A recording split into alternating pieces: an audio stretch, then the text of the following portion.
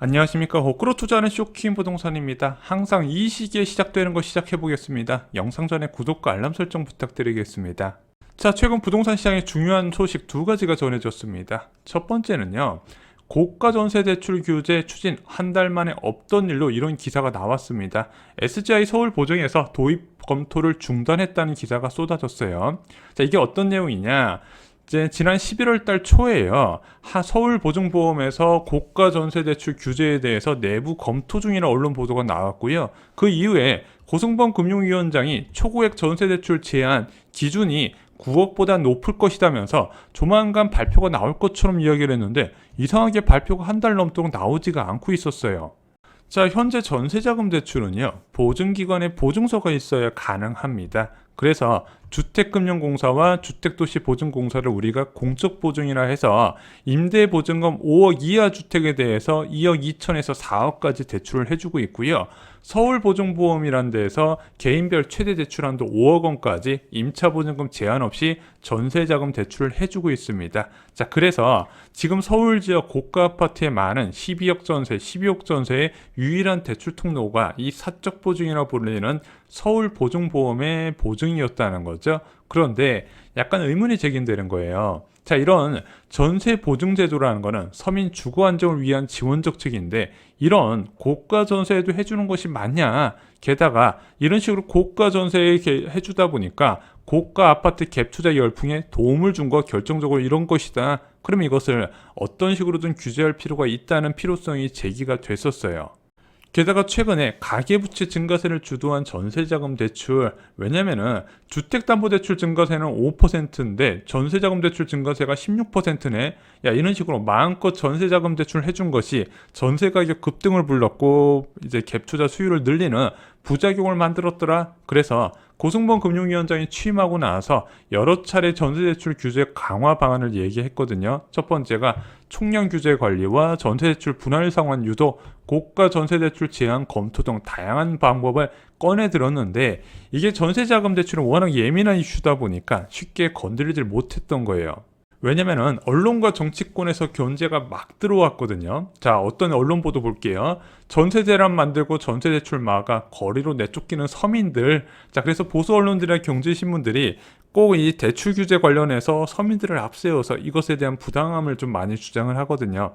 자, 이런 보도가 많아지니까 문재인 대통령이 직접 전세 대출의 실수요자 어려움 겪지 않게 해달라고 요청을 했고요. 그 지시가 실제 대출 총량 규제에서 전세 대출이 빠지는 결과로 만들어지게 됩니다. 그리고 최근에는요, 여당을 중심으로 대출 규제를 풀어달라는 이야기가 계속 나오고 있었어요.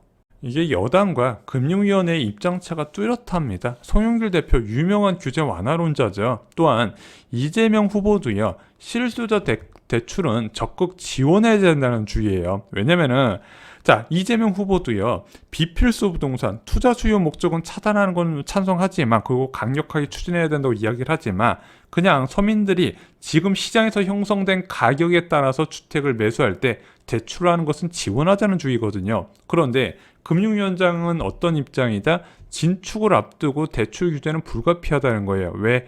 이미 가계부채가 너무 많이 쌓여있는 상황이고 그 증가세도 심각한 상황인데 앞으로 금리 인상 상황이 눈에 뻔히 보이잖아요. 그럼 이거는 대출을 부추길 일은 아니다. 강화해서 줄여야 된다는 중인데 여기에서 입장 차이가 뚜렷하게 나타나고 있다는 거죠. 자, 11월 가계부채 증가세가 크게 축소된 것도 영향이 있습니다. 11월 가계부채 증가세 3조가 나왔어요. 자, 2021년 9월에 6.4조 원, 10월 달에 5.2조에 비해서 크게 줄어들었습니다. 자, 이런 지표가 나타나다 보니까 금융위원회가 일부 후퇴하는 모습이 나타나고 있는 것 같아요. 자, 추가로 이재명 후보의 다주택자 양도세 한시적 완화 방안이 언급이 됐습니다. 어떤 내용이었냐? 어제 다주택자 양도세 중과 한시적 유예 논의 조만간 정리해서 발표하겠다고 이야기를 했습니다. 어떻게 언론에 언급을 했냐? 다주택자 종부세도 완화 시사, 시골 운막도 2주택자냐는 문제제기 타당하다. 양도세 중과 완화 반대, 정부와의 배치, 당정 갈등 재현 소지라고 이야기가 나왔어요. 자, 이재명 후보는요, 6개월 안에 처분을 완료하면 중과 부분을 완전히 면제해주고 9개월 안에 완료하면 절반만 면제, 12개월 안에 완료하면 4분의 1만 해주고 그래서 1년이 지나면 예정대로 중과를 유지하자는 아이디어가 있다. 이것을 검토할 만하다고 주장을 한 거죠. 자, 이재명 후보가 알고 있는지 모르겠지만 일단 시골 움막집이 있다고 양도세가 중과되진 않습니다. 법이 그렇게 허술하진 않아요. 자, 양도세 중과라는 건요, 조정 대상 지역의 주택을 처분할 때 그 사람이 다주택자면 주택수에 따라서 기본세율 플러스 20%포인트 또는 30%포인트 양도세를 추가하는 게 양도세 중과 제도입니다. 그런데 예를 들어 서울에 주택이 한 채 있고 또는 읍면, 군 지역의 공시가격 3억 이하 주택이 한 채 있는 상황에서 서울에 있는 주택을 처분한다고 중과 대상은 아니라는 거예요. 자, 그럼 다른 의도가 있냐? 매물을 늘리기 위한 전략인가 볼게요. 지금 서울의 아실의 서울 아파트 매물 건수가 크게 늘어나고 있지만 여전히 과거 수준에 비해선 낮은 게 맞습니다. 그래서 한시적으로 양도세 중과를 풀어주면 매물이 늘어서 부동산 약세가 되지 않을까? 좀 이런 식으로 접근하는 게 아닌가 싶어요. 그래서 기간을 두고 좀 빨리 처분할수록 양도세 중과 배제 혜택을 더 크게 한다, 이렇게 설계를 하는 것 같아요. 자, 그런데 저는 개인적으로 우려스러운 게 있습니다. 2019년 12.16 부동산 대책에서 이 양도세 다주택자 중과 배제 방안이 한시적으로 나왔어요. 10년 이상 보유한 주택자한테 한시적으로 양도세 중과 배제를 언급했는데 이게 부동산 시장 안정에 별 효과가 없었습니다. 왜냐면은 주택 보유자는 장기적 상승 기대감이 있으면 최대한 오래 가져가려고 합니다. 주택 보유자들이 매수했을 때 그 지역 아무 호재 없이 매수했을까요? 다 호재 있고 다 오른다고 생각하니까 매수했고 가져가려는 겁니다. 게다가 지금 현금 가치가 바닥이기 때문에 차라리 아파트가 낫다 움켜쥐려고 한다는 거죠. 그래서 이런 양도세 완화 정책이 효과를 보려면요, 기본적으로 은행권 정기예금 금리가 2% 이상은 되어야 됩니다. 최소 이 정도는 되어야 야, 현금 가치 예금 넣을만 하네, 그럼 처분하고 자산을 옮겨볼까, 시세 차익도 많이 났는데 이 정도 생각할 수 있다는 거예요. 또 하나, 장기적으로 주택 가격 하락 공포가 클 때 이 두 가지가 맞물려야 그나마 양도세 완화 정책의 효과를 볼 수 있고 타이밍을 굉장히 잘 봐야 되거든요. 그래서 저는 개인적으로 이런 양도세 완화 정책의 효과를 보려면 2023년 한 중반 이후는 되어야 된다고 생각을 합니다. 자, 또한 이런 양도세 중과 완화는 좀 신중할 필요가 있어요. 이게 왜냐면 임대사업자 바보 만드는 정책이거든요. 양도세 중과 피하려고 임대료도 많이 못 올리고 8년 동안 세입자 고정시켜놨는데 양도세 중과를 그냥 풀어준다고? 이 사람들 입장에서 황당하죠. 또한 집주인 입장, 지금 처분하려고 매물을 내놓은 다주택자 입장에서도 중과 풀린다고? 지금 안 팔아야지, 이렇게 접근할 수 있다는 거죠. 현재 부동산 시장의 매물이 계속해서 쌓이고 있는데 굳이 뭐하러 언급하냐 이거죠. 자, 오늘 주제와 같은 내용입니다. 여당에서 나오는 부동산 정책 특징을 보잖아요. 부동산원 상승률만 치솟으면요 완전 전투 모드예요. 막 투기와의 전쟁을 선언했다, 뭐 부동산과의 전쟁을 선언했다, 이런 표현이 나오는데 막상 한국 부동산원 상승률이 완만하면요 그냥 방심을 해버리면서 손을 놔버린다는 뜻이죠. 이거는 청와대도 그렇고 여당도 똑같아요.